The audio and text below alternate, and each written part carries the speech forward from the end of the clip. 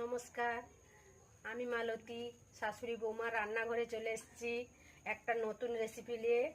আলু দিয়ে পরোটার ময়দার ভেতরে আলু দিয়ে একটা মজাদার খাবার, মচমচে খাস্তা খাবার চার সঙ্গে খেতে পারবেন।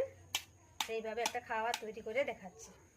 আলু সিদ্ধ করে নিয়েছি, বাদাম ভেজে নিয়েছি, কেরি পাতা ভেজে নিয়েছি, লঙ্কা কুচি নিয়েছি, এর মধ্যে আদা বাটা আছে, এই যে একটু লাল লঙ্কার গুঁড়ো, গরম মশলার গুঁড়ো, ধনে গুঁড়ো, একটু হলুদ, একটু চিনি, একটু লবণ, একটু নারকেল কুচানো, একটু আলু সেদ্ধ করে রেখেছি।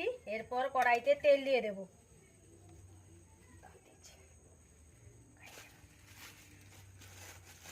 তেল গরম হয়ে গেছে, এর মধ্যে কালো জিরা ফোড়ন দিয়ে দিলাম।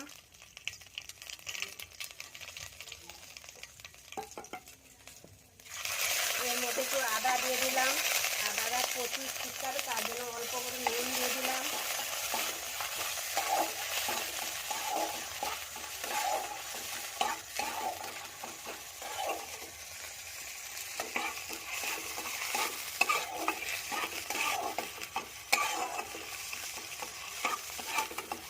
দেখতে পাচ্ছেন এইভাবে আদাটা ভাজতে, একটু এর সঙ্গে রসুন পেঁয়াজ কিছুই দেবো না, এটা নিরামিষ করবো। এগুলো আমার ছোট লাটনি আছে বাড়িতে, একটা ছোট বাচ্চা 3 বছরের, সে খেতে খুব ভালোবাসে, তাই বানাচ্ছি সন্ধ্যাবেলা খাওয়ার জন্য। তার সঙ্গে এর মধ্যে আদা ভাজা হয়ে গেছে, এর মধ্যে আলু দিয়ে দিলাম, সেদ্ধ করে রেখেছিলাম আলু।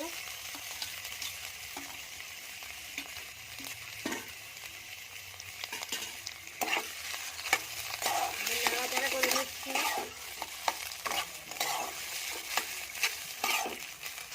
দেবো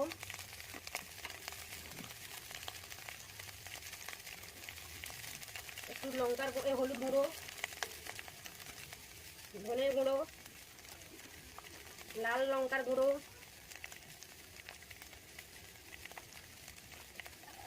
একটু নাড়াতে থাকবো।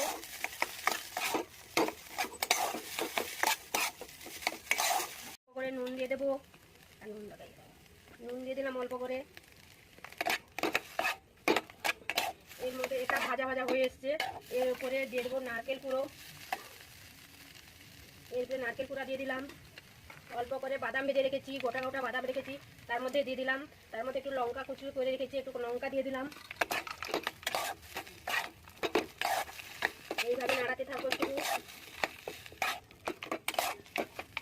তারপরে অল্প করে স্বাদ মতন, যদি কেউ মিষ্টি খেতে ভালোবাসেন তাহলে দেবেন, না হলে কেউ দেবেন না।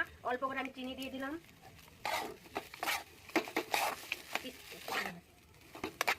এই দেখতে পাচ্ছেন কি দারুণ করে ভাজা হয়ে গেল, ডোটা তৈরি হয়ে গেল গোল গোল করে। এইভাবে দেখতে পাচ্ছেন কড়া থেকে উঠে পড়ছে, তেল ছেড়ে গেছে।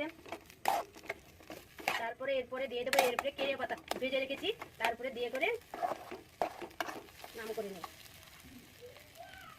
আলুর পুর রেডি, দেখতে পাচ্ছেন।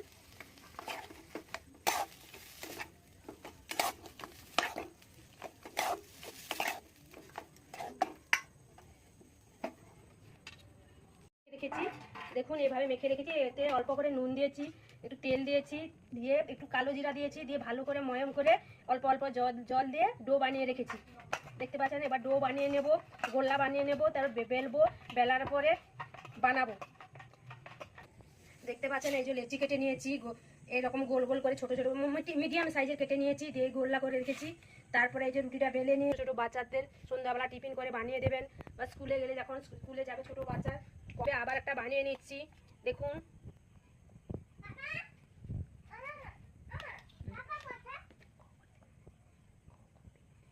দেখুন এইভাবে আলুর পুরটা দিয়ে দিলাম রুটির মধ্যে।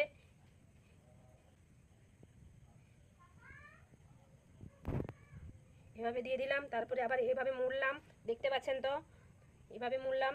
তারপরে একটু বেটার লাগিয়ে দিলাম, ময়দা দিয়ে গুলে রেখেছি, এটাকে এভাবে তুলে দিলাম এদিকে। তারপরে এটাকে এভাবে চেপে দিলাম, হালকা করে চেপে চেপে বানানো হয়ে গেল সবগুলো। এইভাবে বানিয়ে রেখেছি দেখুন।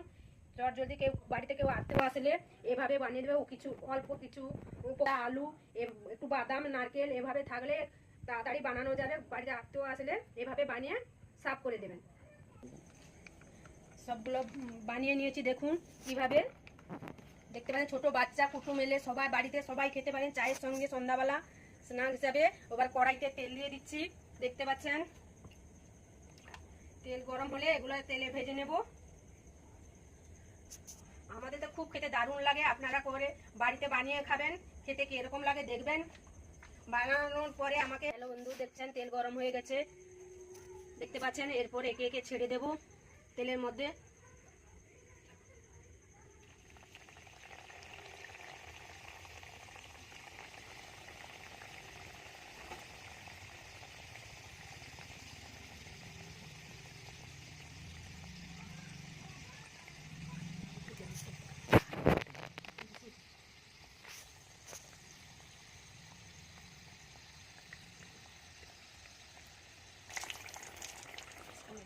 দেখতে পাচ্ছেন আমার নাতনি এসে গেছে, রেসিপি বানাচ্ছি, ওগুলা খাবে, মুচমুচে খাস্তাদার খাবার। আমার বোনু খাবে, আমি খাবো, আমার বৌমা খাবে, আমার ছেলে। লাল লাল হয়ে গেছে, দেখুন বন্ধু কি সুন্দর করে ভাজা হয়ে গেছে। এবার তুলে নিচ্ছি, এরপর একে একে সবগুলো ভেজে নেব।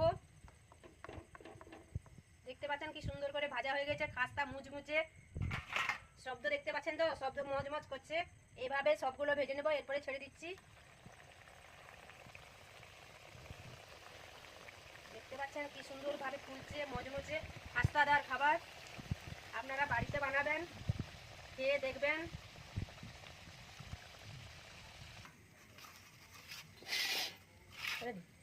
দেখুন আমার সবগুলো ভাজা হয়ে গেছে।